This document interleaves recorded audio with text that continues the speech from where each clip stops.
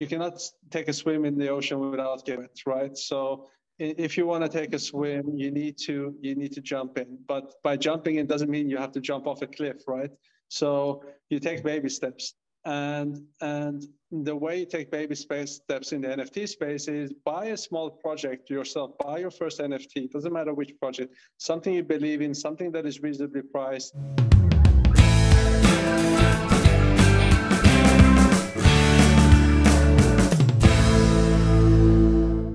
I'm feeling in a particularly arty mood, so it's a pleasure to have Anas and Danosch on the line.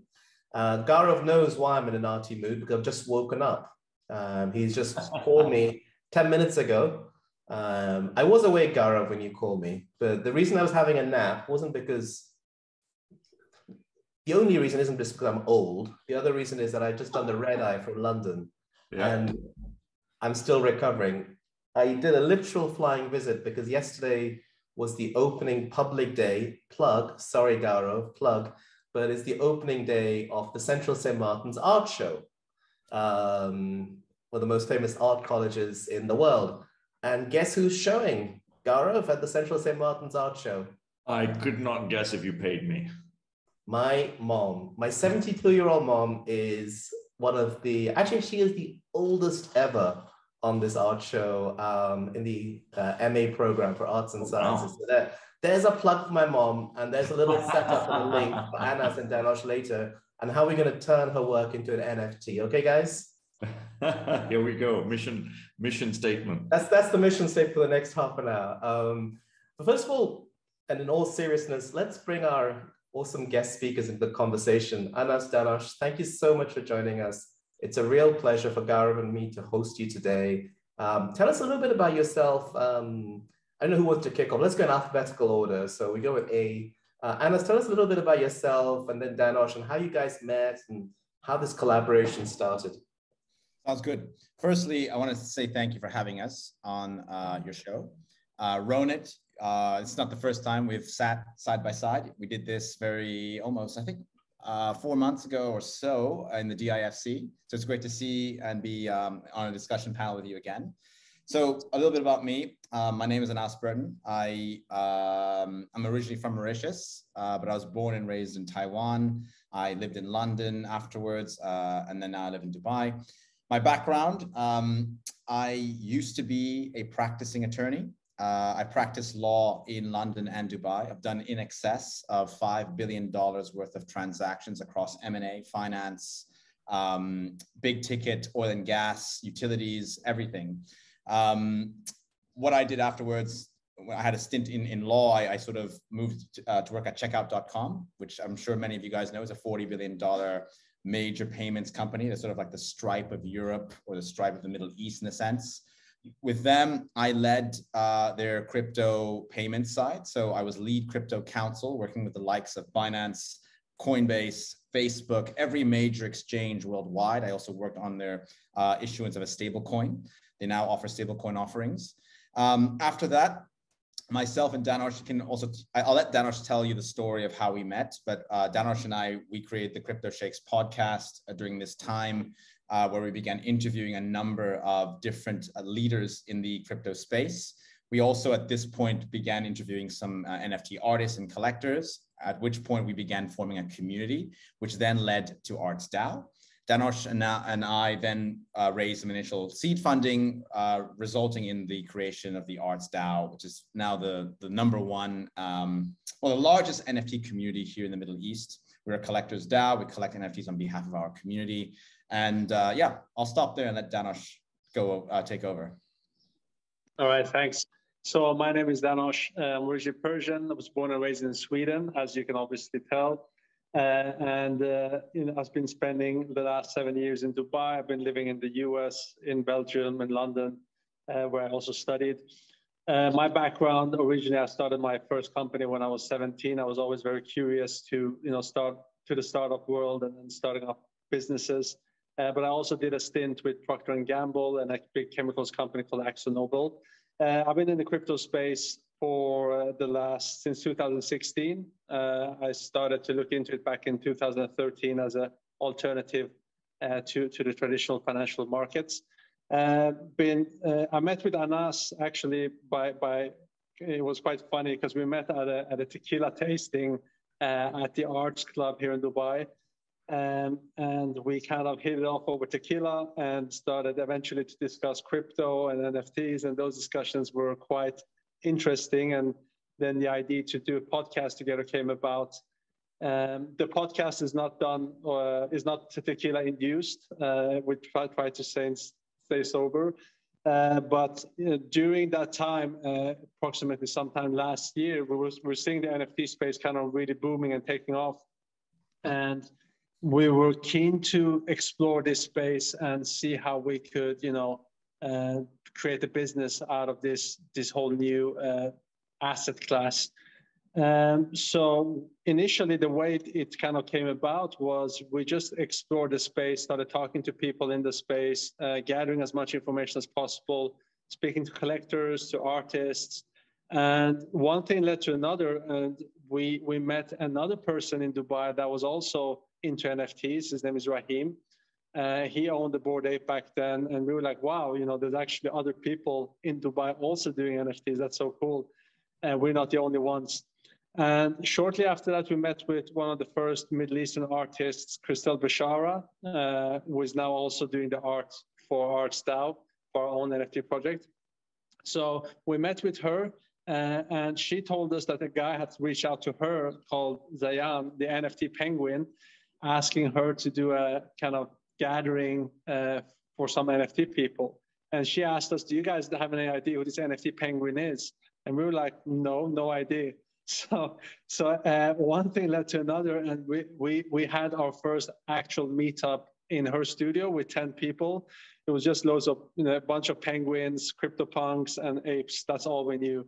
And after that, we were like, wow, we met every single NFT person in the entire Dubai, and that was 10 people. And literally like 2 weeks or 3 weeks after that, we were like, we have to do this again. And for the next meetup, there was 30 people. And we were like, wow, this space is growing so fast.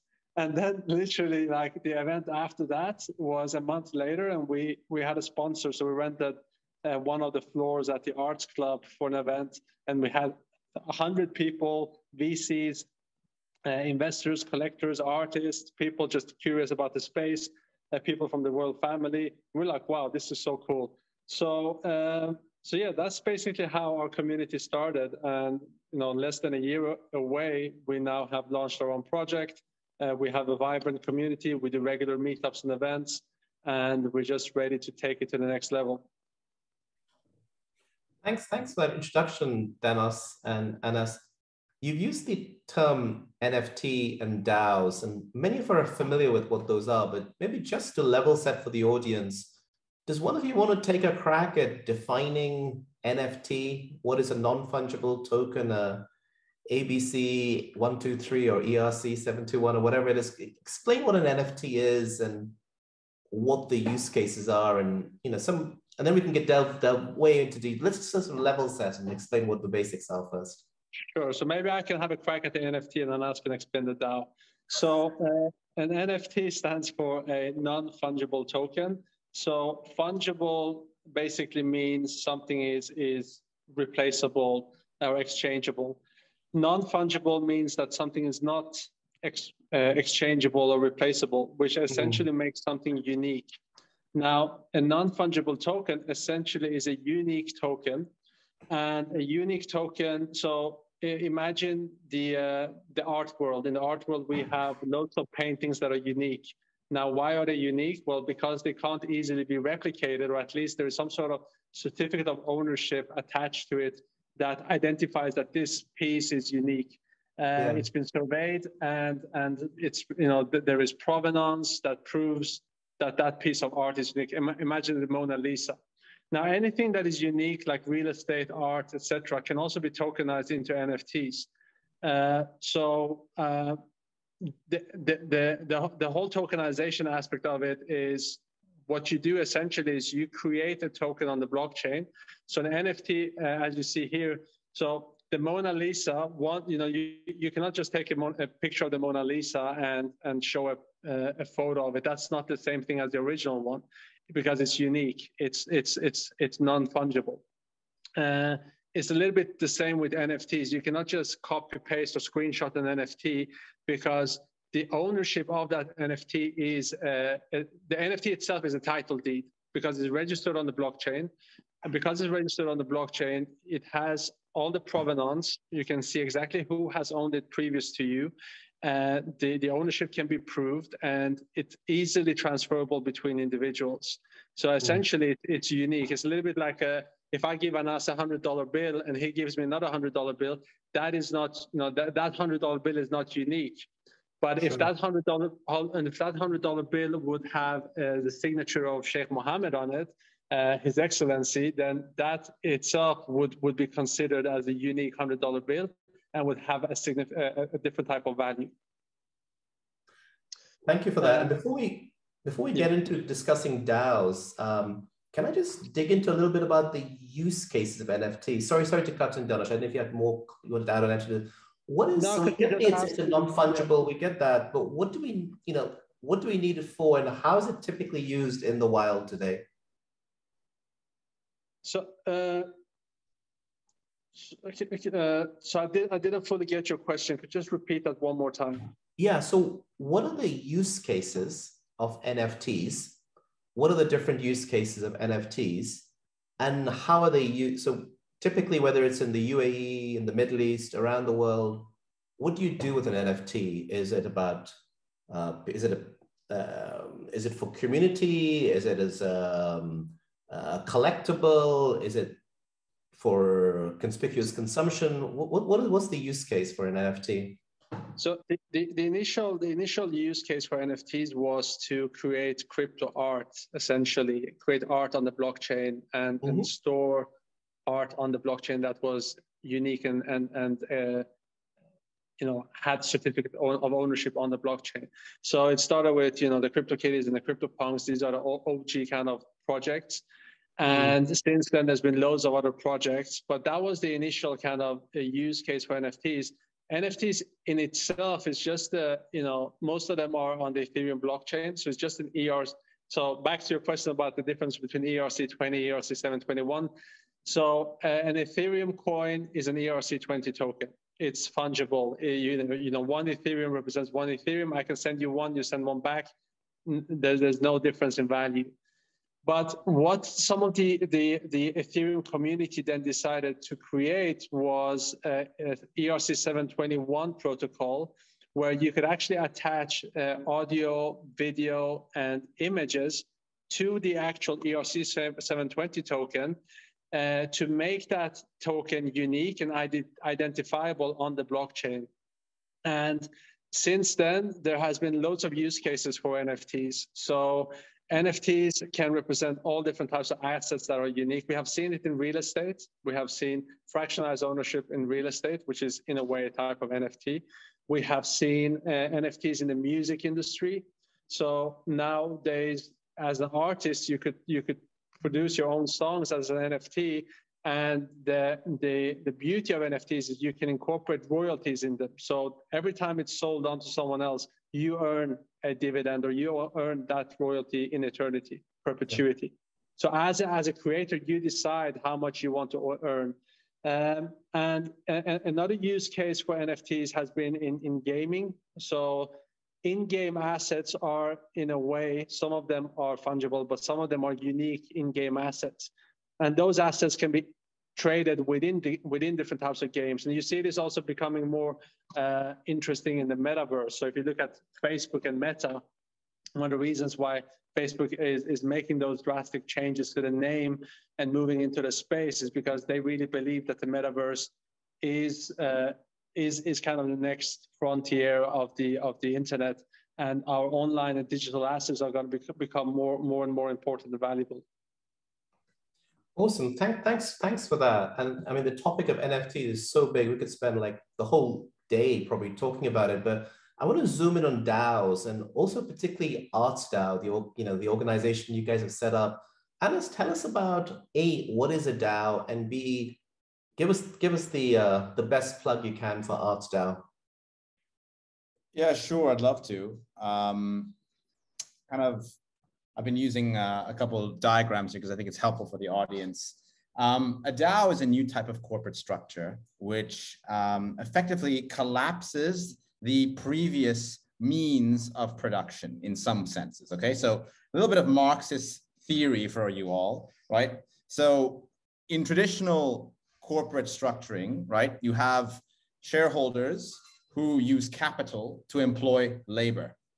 And the equation very much is labor is employed for a wage to produce value for shareholders, right?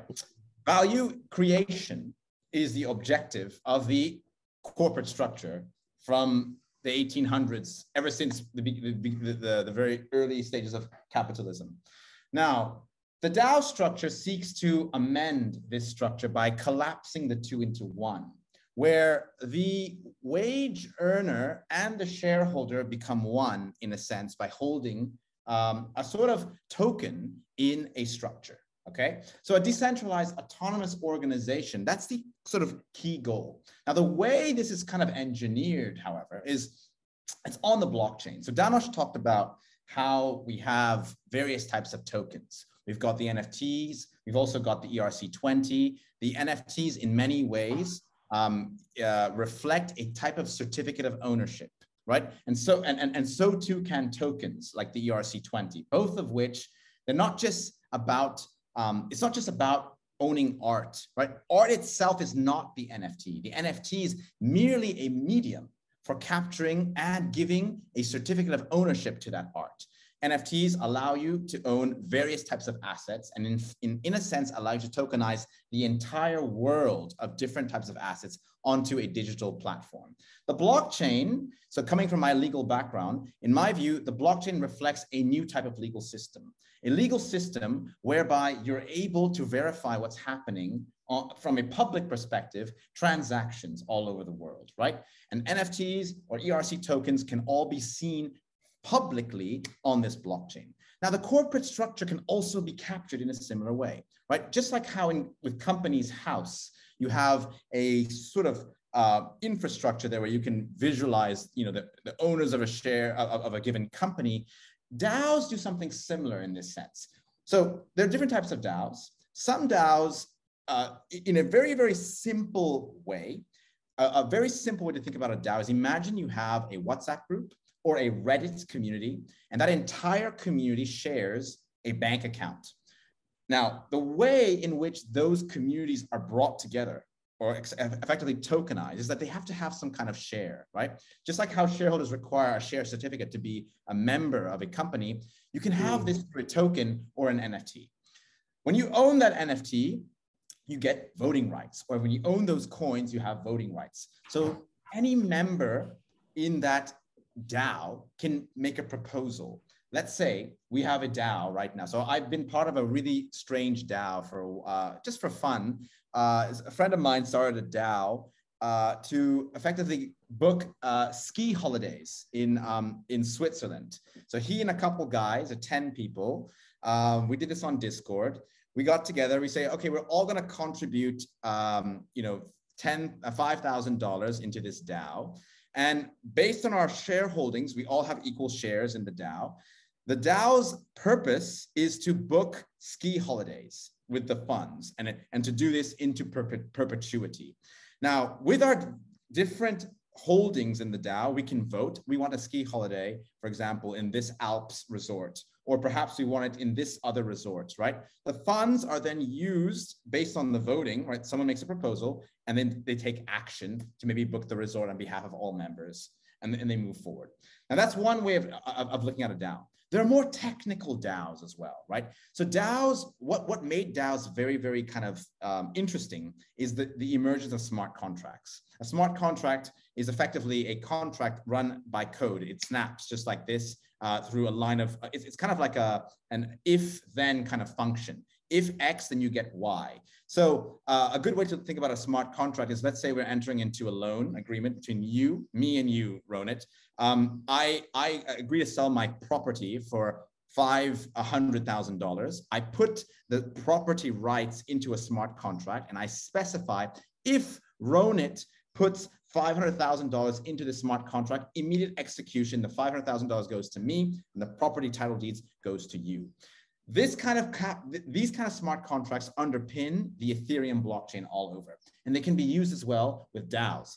So DAOs might have a smart contract that says, if this proposal goes through, let's say the proposal is, we want to acquire X asset, enough people own the token and have voted for this to take place, it executes and takes action based on that proposal structure. So there are technical DAOs doing this. Now, we at Arts DAO, we have decided not to make our DAO as technical as some of these other DAOs, because it involves some risks in sort of being kind of disrupted in some way. We've seen some DAOs that are completely technical have loopholes in their code, resulting in their treasuries being potentially attacked, right? So the way we've done our DAO is a bit different. We have a DAO is meant to capture a kind of democracy, right? Holding tokens gives you more voting rights, so you can take actions, right? The way we've done it is, we've done an NFT drop, which when you buy the NFT, it raises funds for the DAO. So everybody who bought the Arts DAO Eternal Gates drop, which we did very recently, contributed funds into the Arts DAO treasury. In holding our NFTs now, you hold voting rights and proposal rights in the DAO. But what we've done to kind of make this a little bit more fast moving is we've put together a kind of council, initially appointed, but subjected to elections every 6 months. So we've created a kind of representative democracy, similar to Congress, so to speak, right? We have people who own kind of political rights, and those political rights are kind of decentralized to certain members in the community who we believe are acting in the best interest of the entire community. These members who sit on our council make decisions on behalf of the DAO. If a decision reaches, let's say, we have a quorum of, let's say, 7. So there's our sort of council is 17 people. We have a quorum of 7. If there is a simple majority on a given decision, execution is undertaken. And we haven't made this, we haven't actually made this technical where it's automatic through smart contracts, because we don't want to take the sort of risks with that.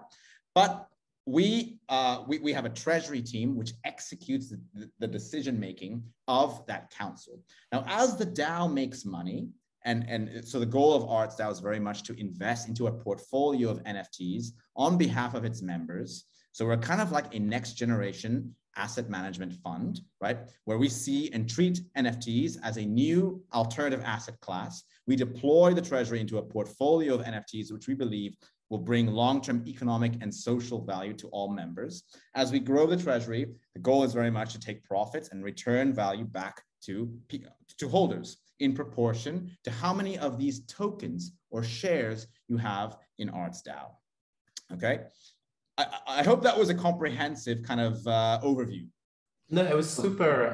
It was super comprehensive, Anas, and I love the a little riff into Marxist economic history. When I first came across the DAO, this is my spin on it. I thought it reminded me of like a 18th and 19th century European credit union or friendly society or mutual, or even the Amsterdam sort of credit unions of the 1600s or mutuals. People came together and said, we have a collective purpose. Now we're putting it on to the internet economy and the blockchain economy. And we're taking this very old idea of users and collaborators becoming basically co-owners, but doing a digital tokenized version of it.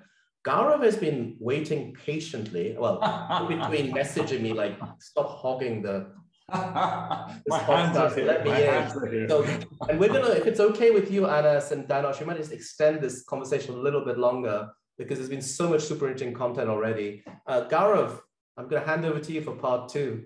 Big love, thanks, brother. Yeah, guys, it's great to see you again. It's been a really comprehensive introduction to NFTs and DAOs, right? And you know, while now I think the audience, whether they're listening to this the first time or they're advanced people or they have a genuine interest, I want to follow the next part of your journey, which is Arts DAO in depth. We've looked at the structure, we've looked at the access, we've looked at intention, we've looked at transparency. You might have not used all those words, but that's the journey you guys have been on, actually explaining this all to us in very clear manners. Now, what would be great to understand is what is next? Where are you going to deploy this capital and treasury that you've raised? How are you going to do it? Why are you going to do it? I think this is something that a lot of people are extremely interested in two aspects. The first aspect is we've seen the rocket ship in terms of value and the attention and the coverage of the number of projects which have erupted in this space in the last 12 to 18 months from a visibility point of view. We know that it started a while back longer, but the eyes of the world and the conversations in pubs and bars and classrooms has really wanted to understand the space. So I wanted to understand for the audience listening in, you've seen the amazing fly up and you're seeing the trail coming down as well. So what is the position of Arts DAO now? What's next? Where are you going to go and how are you going to do it? I really wanted to understand that structure. And it's to both of you. It's to Anas or Danosch. You both can take it and you guys can riff together on it. Yes, I'll have a crack and Anas can add to it. So I think if we look back at what we've been building so far over the last 12 months, and thank you, Anas, for showing this slide. We've been building an ecosystem around Arts DAO. Essentially, we want to be a one-stop shop for anything Web3 related in the Middle East. And the ecosystem, I would describe it, has kind of three pillars. So the first pillar is, I would say, the capital. So I define these three pillars in the three C's. So the first one is the capital side. So that is the NFT collection and the DAO part of the ecosystem. Now that part of it, we are of course looking to grow as part of the allocations that we make, and as part of that way we also get our ears to the ground and always stay on top of what's happening in the markets. So a little bit like an investment bank, that would be the trading arm of the business. Then we have what we call partnerships, and I call that, the third C, I call it, community building. So the partnerships and the community that we're building, it goes hand in hand, because the more value we bring to our community, the faster the community will grow and the more high quality community we get. So we're always looking for what is the next kind of utility that we can offer to our members. And recently we signed a contract with a company called Supermojo. They offer, they offer lending against your NFTs. That's a super cool project. We spoke with another company today called Only Gems. They deal with, collectibles. So imagine baseball cards, all these graded baseball cards, graded Pokemon cards, Magic cards, all these collectible cards that are graded, they're keeping them in vaults and tokenize them. And that's a super cool project, because these assets are actually holding long-term value and are outperforming the S&P 500. So some of these cards, some of the rarer cards are actually very good investments. So we're looking at how can we offer that to some of our members. Then we have, so I talked about the capital, the community, but also what we have is, what we're building out now is the catalyst, which is the advisory side of things. So we also believe that we can provide excellent services because we're a DAO, but not just because of that, because the community we have been building consists of some of the best smart contract developers, some of the best marketeers, some of the best, artists in the space. So if someone wants to do an NFT project, we already have all those people and we know exactly who to tap into for what. So in order for us to kind of be able to bring value to brands, to companies, we can easily tap into the community that we've already built. And I would say that our community is second to none. And I don't say that because I want to sound braggy, but I say that because other people have told us that. And other people have come to our community from US, from other places where there's also fantastic communities, but they've said, guys, what you have built is more like a family, and really feels like that. Everyone is really, really close to each other now. Everyone is like super friendly, and we just built this amazing atmosphere. So, well, if I may add here, please. A key thesis is that NFTs are not just art. They are a medium for capturing value in any way, okay? Our thesis is that the NFT space has become a new capital market, allowing for any sort of builder to create and raise capital outside the traditional means of capital generation. So traditional capital markets, right, are sophisticated, right? So a capital market like the stock market requires a very high level of sophistication to raise money. And you have to, I used to do this. I was a securities lawyer. You have to draft a prospectus, et cetera, and list an IPO to make money, to raise capital for your company to grow, right? And this is a very late stage kind of process for most companies. But for an early stage company looking to raise capital, they either have to go to friends and family or they go to VCs to raise money. Now, the NFT space represents a new medium for startups to raise capital. So you should not look ever at the NFT space as just a bunch of JPEGs going up and down. What you're actually looking at is branding, okay? Why did Nike buy Clonex? Why is Lacoste? So just this week, Lacoste launched their NFTs. Why has Dolce & Gabbana launched their own NFTs? Effectively, the best way to look at NFTs is it is a means to acquire a portion of a brand and participate in the capital gains of that brand value. I'm a big fan of Led Zeppelin. I always use this example.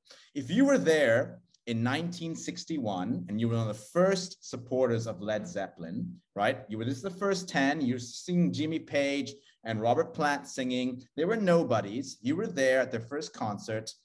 Would you have gotten any rewards 10 years later when you were at Madison Square Garden and they're in front of 170,000 people? No, you got zero. They got everything because you supported them from the very beginning, and they got all the way up to Madison Square Garden. They're doing really well. But what did you get? You, the initial supporter, you helped spread the word of mouth about Led Zeppelin, and now there's something, but you got nothing in return. NFTs, if NFTs existed back in the day, you might have been able to purchase a type of NFT that maybe Led Zeppelin had issued at the time in 1961. You would have had a share in their brand value. As they grow and become more successful, your ownership of their brand also grows. So by the time it hits 1975, your ownership in their brand is probably worth several $1 million.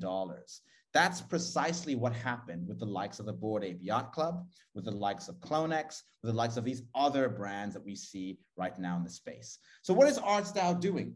Arts DAO believes in this thesis that that NFTs represent a new asset class. There's going to be, we're very much at the very beginning. There's 400 million people in crypto right now, but approximately only 1 million people in the NFT space because of its complexity. We want to help bridge that complexity by allowing people through our DAO to have exposure to the NFT space, but we also want to back and collect what we believe will be the next big brands coming into the space. So some of the brands we've worked with, we have done some events with Clonex, the Nike community, Doodles. These are probably brands that people haven't heard of, but we also did something with Dolce & Gabbana. We helped, bring their NFT drop to life with our own community. The goal of Arts DAO is to collect, this ecosystem exists as a funnel. So we have the way that we've grown. I think Danosch mentioned this very briefly, but we had a community that very much started in real life, right? We hosted Gary Vee early this year. This is an event that we hosted with a venture capital fund. This is the community from Clonex. So Clonex is a Nike-backed NFT project. We invited everybody in this community to come. We had people flying from all over the world just to attend this event. You had to own one to attend this party. In some sense, this was a bit of an elitist kind of event because to own a Clonex would have probably costed you close to $50,000 at the time. Wow. Here, the Doodles community is a similar kind of concept. So everybody here owned a Doodle to come to this event. These people are passionate about the space, and we've brought them together to create the expertise, right? Now, we believe that we are in a position to also collect, right? So we have a portfolio that we have put together across metaverse, art, gaming, and collectibles that will collect this on behalf of members. There's a concept now in the NFT space classified as blue chips, right? Blue chips are so-called NFTs that have brand value and have much more limited downside. Look, the NFT space is very much like venture capital investing. You might buy into a project which goes to 0, but you might buy a project which goes 10 to 1,000x. So, like I said, because it's a new capital market, you have to back the right founders. In this portfolio, you might have 2 or 3 that go to 0, but the couple that you back that do well probably outperform the rest of the fund and do well for everyone, right? This is how Peter Thiel did his investing when he backed Instagram.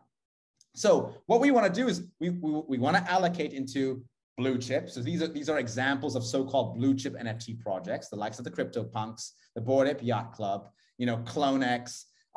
These valuations, by the way, are in Ethereum because NFTs are largely founded on Ethereum, the blockchain. They're also founded on Solana.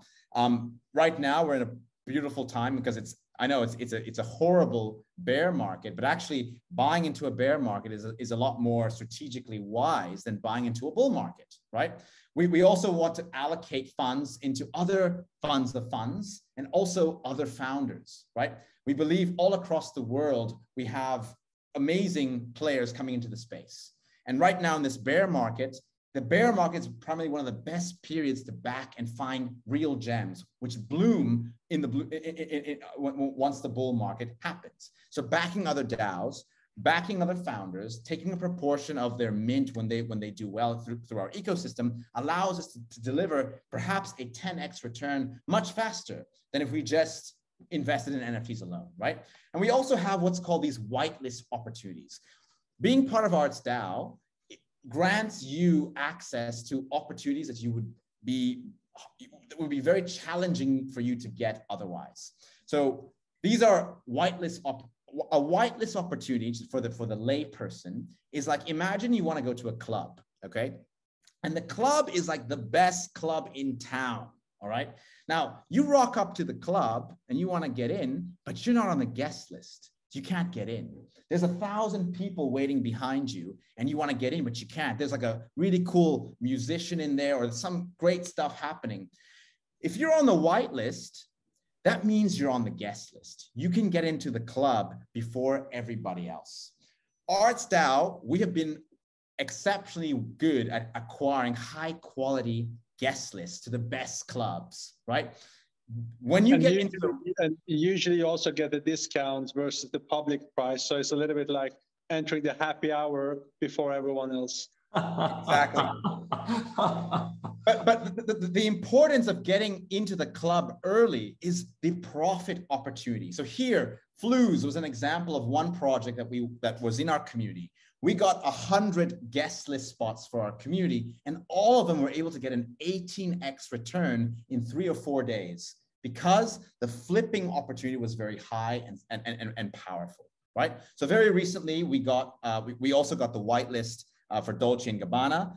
This very week, we are doing a whitelist for Sneakerheads. Sneakerheads is an incredibly hyped up project right now in the NFT space. It is coveted worldwide. To get one is practically impossible, but Arts DAO members are able to get a spot to mint that. It's likely I definitely want to take a pause for a second there because we've touched on so many intricacies that I think a lot of people want to understand with the current climate, right? I don't think we can avoid talking about the current climate of crypto and the NFT market in terms of values, right? But before I do that, in summing up what you've been talking about, Arts DAO is extremely early. And the benefit that you guys have in building this community is you've built very strong relationships to source very strong projects that you believe have not value just in the hype, but in value of what they could bring from brand exercises or connectivity to memorabilia, collectibles in different fields, whether it's gaming, whether it's art, whether it's other aspects that are touched upon in the metaverse.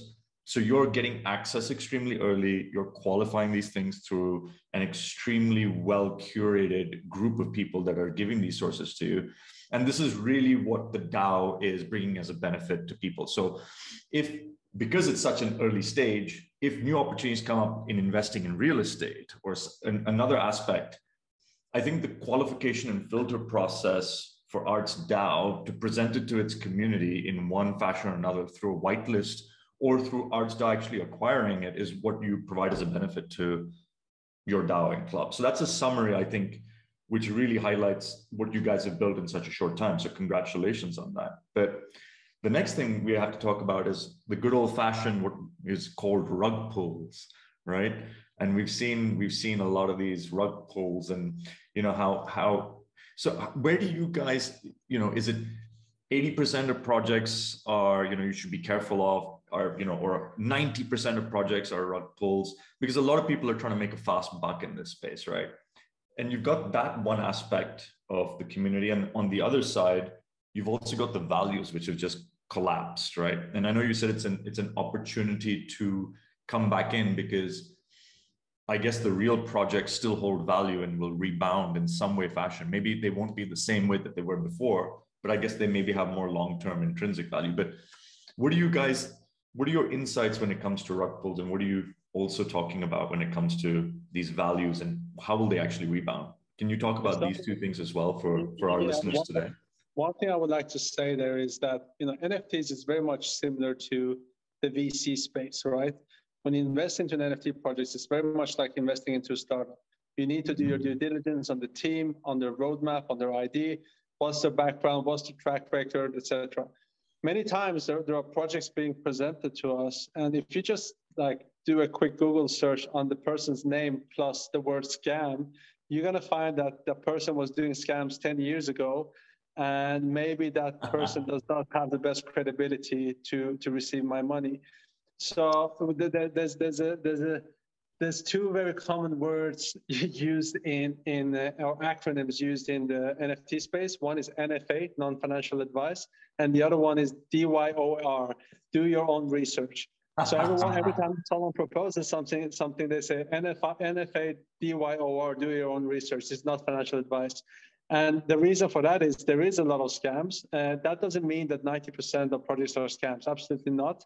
A lot of people have good intentions. It's just that when it comes to execution, they don't always succeed. And also in the startup world, there's very few startups that, pass the first year of operating and let alone the first 5 years. So statistically, you wouldn't say that those 95% of startups are rug pulls just because they failed, but it's very, very similar. I mean, look at what happened to Fast. We all know what happened to Fast. Oh yeah, we all know what happened to Fast. They raised close to $100 million at a $1 billion valuation. Correct. It burned through all their investor funds, and unfortunately, they closed down. Right? They probably could not contend with the likes of Stripe and Checkout.com. It's a very competitive space to be in the payments world, and as a result, they couldn't survive. The NFTs, NFT projects are also similar, right? And actually cutting a check for a founder is similar, right? When you say you got rug pulled, yes, there are projects out there where you're cutting, maybe you're cutting a check, you're minting their project, and it goes to nothing. It's just like in VC investing, right? You give a $10,000 check to X company thinking that he might do something with it. He burns through all the money and it goes to zero. What can you do? It is what it is.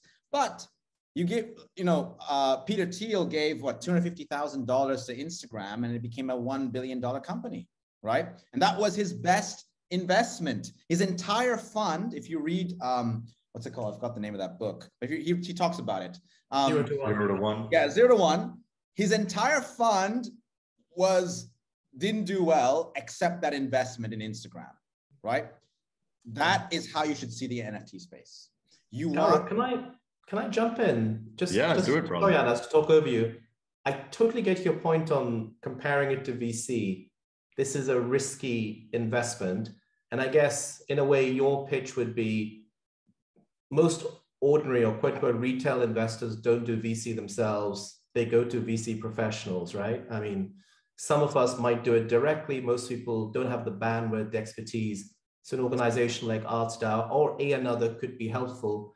Could you guys just spend a little bit of time though talking about where it's maybe not similar to generic VC? Because yes, there is a similarity to generic VC about volatility and risk and distribution of returns, but there is still an element of, maybe this goes back to the technology being still relatively early, particularly the DeFi. I mean, Ethereum and DeFi are still relatively early. There seems to be significant scope for operational problems, or even with NFTs. Vast majority of people, even experts, when they think they know what they own, the NFT isn't very straightforward. It's decentralized, yet it's not that I have I don't know, here's my identity card, right? So I can put this on a blockchain. I can say there's a picture of these credentials on a blockchain. But actually what happens is that this sits on an AWS server somewhere, or a Microsoft Azure server. And what the blockchain has is simply a pointer to this thing on a server. This embedded centralization, this embedded operational risk, and what would you say to sort of newcomers in the space, like beyond just let us help you, but how do you navigate this space? Because the two of you, and to some extent Gaurav and I, will spend a lot of our time trying to understand this. And I just want to, before we wrap up, just give a little bit of, I think the four of us collectively are super excited about the space, but maybe just give a little health warning or kind of caveat emptor to the audience here. Like, how do they get through this, what's still a very early, risky and complicated space? What's the, or is it just come and talk to a professional like one of you guys? So I just set you up there for an answer for a very long question. I don't know why I did that, but. You couldn't help yourself. So just so we can answer this question, can you reformat the question in a more simple way? Ronit, let me try break it down. Let me reformat it in a simple way. The technology is. Yeah. Go on, Danosch. The way I understood it is, if someone is new to the space, how do they do their research, or how do they get into the space without making mistakes? Yeah, given just the downside is like, you go to zero basically. So I mean, the way I would, what I always tell people is, look, you cannot take a swim in the ocean without getting wet, right? So if you want to take a swim, you need to jump in. But by jumping in doesn't mean you have to jump off a cliff, right? So you take baby steps. And the way you take baby steps in the NFT space is buy a small project yourself, buy your first NFT, doesn't matter which project, something you believe in, something that is reasonably priced. But before you buy it, make sure that you've spent some time on their Twitter, on their Discord, which nowadays is the main kind of platform for a lot of NFT communities to communicate. Understand what they're building, participate in the Twitter spaces. Now, having that said, this sounds like a lot of work. It is a lot of work. Getting into understanding these projects requires a lot of time spent. And what happened essentially was a lot of people that were unemployed, lost their jobs, or temporarily didn't have anything to do, had loads of time spent online and participate in Clubhouse and Twitter and online communities. Now you have 16-year-old kids that are making more money trading NFTs because they're not really focused on their school. Instead, they're focused on sitting on Discord and chatting to other people online. So it's a different world, it's a different space, and it's moving so fast. To tell someone that it's easy to invest into NFTs, I would be lying. Nice. I think that's a nice way to look at it. To gently walk into the ocean as opposed to jumping off a cliff is a nice way to sort of give somebody the idea. But even looking at Twitter and going into that Discord and, you know, trying to see if there are a lot of bots that are actually responding to things, or there's an actual community there. I think that community aspect is what was different, at least, you know. And before you guys, you know, before Ronit, just one last question from my side is, can you guys tell us like the size of Arts DAO? How many members have you got? How many people have you got in this council you've got, and how big is your actual core team? Like, you know, can you tell us a little bit about the superstar stuff you guys have got there a little bit? I mean, it's maybe a little bit of a plug, but in a way, I'm just trying to understand the breadth and depth of exposure you guys actually have in via people, because the DAO is, it's not, you both founded it, but it's really the extension of this group, right? That's sort of this 20, 30 degrees of antenna scouring the metaverse, right? Can you tell us more about that? Like, what aspects have you got superstars in which part of the metaverse, and what are you guys seeing out there? And, you know, tell the audience, where should they be looking? Is it gaming? Is it music? Is it art? Is it clubs? Is it other DAOs? Like, just give us a little bit about your people, and that would be great. Yeah. So our core team is 10 people. And as part of those 10 people, we'll have the General Council will kind of form the investment decision, the board of our company. That's 16 people that have been hand selected from within our community here in Dubai, but also outside of Dubai. And these 16 people come from various backgrounds, experiences. They're entrepreneurs, investors, collectors, and some of them have experience running their own projects. They have a wealth of experience, and we believe they are some of the best and greatest minds in the space. That's kind of our extended team. Then we also we partner with other communities. So those other communities are kind of our nodes into the Web3 space in the rest of the world.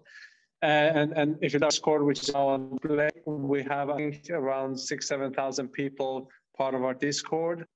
And then we also have around 11,000 people on Twitter. So all of this has been, you know, organically developed. And you know, our Dubai community, I would say, is somewhere around 600 people. That's the core community we have in Dubai. And that is growing day by day, and people want to be part of Arts DAO. And right now, if you go on OpenSea, which Anas is showing right now, we have a collection called Eternal Gates by Arts DAO. So what the collection essentially is a series of 1,500 generative art pieces made by Crystal Bashara. So generative basically means that they have all been randomly generated using different traits. And if you hold one of these, you also get an equal share in our DAO. You get access to all our events. You get participation. You get to participate in our community, and all the utilities and benefits that we either already give to our members or plan to give to our members. So let me just flesh this out a little more for you guys. So how does the crypto NFT Web3 space operate? In Web3, we talked about how owning, I talked about a DAO, and I also talked about how owning a token effectively grants you access to a DAO. These are our tokens granting you access to the DAO, okay? And you can buy them now on the open market. So think of, if you think of the equivalent, this is like a stock exchange for culture. NFTs are a stock exchange for culture in some sense, right?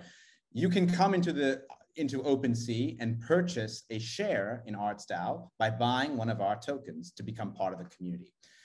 When you buy one, you can see there's various prices here. The floor price is 0.37, and that's for one of the the so-called floor of the DAO. Right? And when I say floor, the reason why there's different prices across the space, I mean the collection, is because depending on what you buy, it has no bearing on your ownership in the DAO, but there's a collectible aspect to it, right? Just like with, some of you might have collected Pokemon cards or baseball cards, different rarities are desirable to different people. So you can see here some of the more rarer parts of the collection And you can identify that by basically clicking on one of the NFTs and looking at the traits. This one has a Sisu. It has this dragon trait. It's on the collection, and that's only 2% of the entire collection has this. So a person here is pricing this at 3 ETH. Okay. Some of the other ones are a lot more. They're not as rare as these, and so people are pricing them less because they want to maybe sell some of the so-called floor ones so that they can buy a rare one, or some people are selling the rare ones so they can buy more floors. It doesn't really matter what you own from a kind of allocation perspective. If you're just interested in becoming a member of the DAO, you can just own one of these. Okay. Now, once you own one of these Eternal Gates tokens, right? The way you own them, you have to use MetaMask. MetaMask is, think of it as like a wallet, just like, this wallet right here. You can go into a shop, you can take out your credit card and you can buy a good, and then you can leave with the good, right? What's distinct about OpenSea with MetaMask and this wallet is, when you compare this to Amazon, the difference is you actually have to log in, put in your username and password, put in all kinds of stuff, and also register your card with them before you can make a purchase. So in effect, it's like as if you've taken your wallet and put it on the desk of the shop, and you're shopping around, and you only leave once. You're only able to take a product once they kind of have your card details with them. What's different about here on OpenSea is you don't have to give them any of your data. You have your personal data held with you. You go in, you pick up a good, and you can leave. All right. So here, once you picked up one of our tokens, you're then able to effectively access the community through our Discord. Discord, I know, is not the perfect means of organizing communities, but right now it's how the Web3 community has congregated together. The reason Discord works very well is because you're able to use bots to effectively connect it to a lot of external data. So here, to come into so right here, you can see on Discord, various other things about the about us page, the general chat, there's an OTC trade part, there's announcements. You're only able to see this part of the Discord if you have our token. You have to basically connect.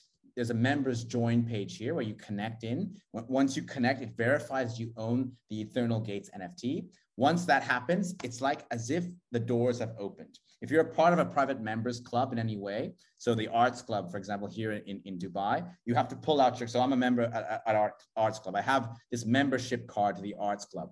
I have to present it at the desk in order to get access to the Arts Club's internal kind of restaurants, etc. This is exactly the same thing. What Arts DAO is, it's a private members club for some of the top collectors here in the Middle East. But the difference is your Arts Club membership is transferable and saleable, and it also functions as a membership in an investment fund that deploys into NFTs. It's quite unique in that sense. If you decide to leave Dubai, for example, or leave the Middle East, and you don't want to be part of Arts DAO anymore, you can sell your membership and just leave and never be part of us ever again because you don't want to be part of it. You can't do that with this Arts Club membership. It costs $10,000 to get one of these membership passes, and you're stuck with a liability for the whole year. You have to kind of stick to it. With Arts DAO, if you don't want to be a member at Arts DAO anymore, you can sell it. Someone else can pick it up and you can leave and join another membership. Does that make sense? That makes a ton of sense. And unfortunately, we have run out of time and we have to put a pause on this conversation. I don't think this is going to be the last time we talk to you guys. I think we're going to find ourselves coming back to you and understanding where the space has actually evolved, because it is early. And I think the use cases, opportunities, benefits will show themselves in many other ways, because as we know, the metaverse and its journey and understanding the way it connects different ecosystems has yet to be sort of really unraveled and stitched together to an audience which perhaps it never was before. So we're looking forward to having that follow-up conversation with you. And, despite what Bill Gates says, we've got good friends like Steve Aoki and Gary Vee and a number of people. I believe there are quite a few, Lil Baby, and so many other people that also believe in us from such a long distance that I think it'll be a very interesting space to evolve. Not to mention a lot of fun, but I think we'll save that for another session about how investing can be fun through the community as well when you bring people together in these collectives and organizations. So thank you guys so much for your time. Really, really appreciate it. I think it's been a serious walkthrough, if I can use gaming terminology, on what NFTs and DAOs are. And and best of luck with what you guys are doing. Break a leg, and we'll be back to see where you guys are and how you're doing and what's happening in the NFT and DAO metaverse space in sometime soon. Ronit, awesome. Thanks thank as you well. so Anything from your side, brother? No, nothing. Just thank you so much for joining. This is supposed to be, I think, these sessions are meant to be half-an-hour sessions. We've done 60 minutes, and it feels like we just kind of scratched the surface. So it feels like we need a part 3 and part 4. So thank you very much, Anas. Thank you, Danosch.